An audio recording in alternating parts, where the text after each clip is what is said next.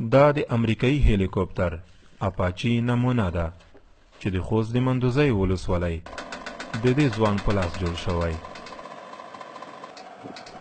نږدې 2 متره اوږدوالی، 1.5 متر سور او شاوخوا 20 کیلوګرامه وزن لري.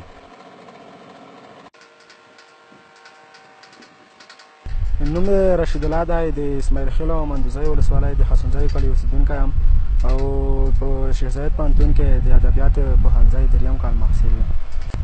مو چې د وړیکولي څخه د رسامۍ سره ډېر شوق و او مخکې مې MBA هم جوړ کړی و او خلکو زه ډېر تشویق کړم او زه د دې نه وروسته بیا داسې فکر وکړو چې زه یو هلیکوپټر هم جوړ کړم او ما وکړی شول چې داسې هلیکوپټر فعال فکر جوړ کړم. رشید الله په د هلیکوپټر کې له آهن چادر، 3 ډایناموګانو، پلاستیکي ټوټو او ځینو نورو شیانو کار اخیستی دی.